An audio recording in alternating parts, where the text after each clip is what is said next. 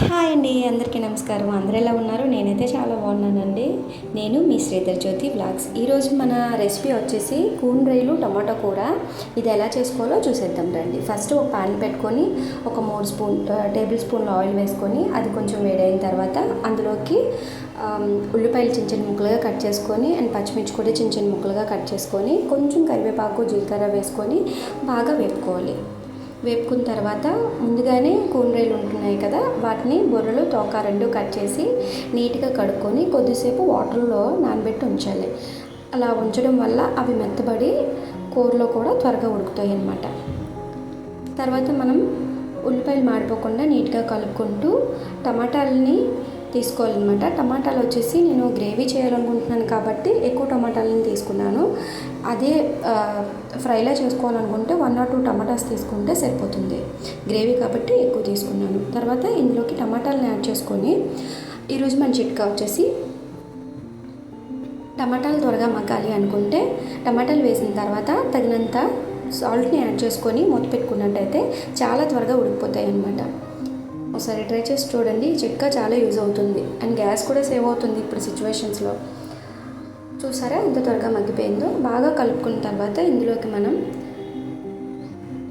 ఆ మెత్తగా స్మాష్ చేసుకోవాలి. ఎందుకంటే రైలు వేసిన తర్వాత మనం వాటిని మెత్తగా చేయలేం కదా, అందుకే ముందుగానే మెత్తగా స్మాష్ చేసుకునేలాగా చూసుకోవాలి.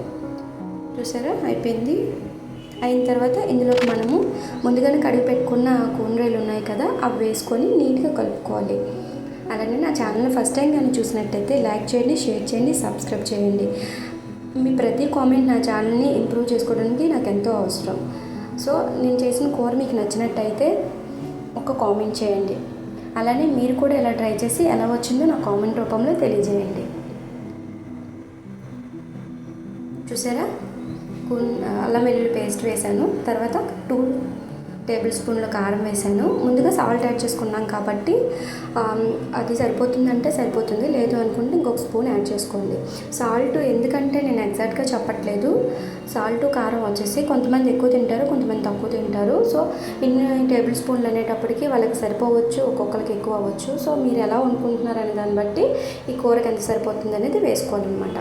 మనం ఇప్పుడు వాటర్ వేసుకున్నాం కదా, ఇలాగా ఫ్రై అయితే ఉప్పు కారం వేసుకున్న తర్వాత లో ఫ్లేమ్లో పెట్టి మనం ఫ్రై చేసుకోవచ్చు. లేదు మనకి గ్రేవీ కావాలన్నాం కాబట్టి ఇందులోనికి ఒక గ్లాసుడు వాటర్ అనేది యాడ్ చేసుకున్నాం. చూసారా ఎలా ఉడుకుతుందో.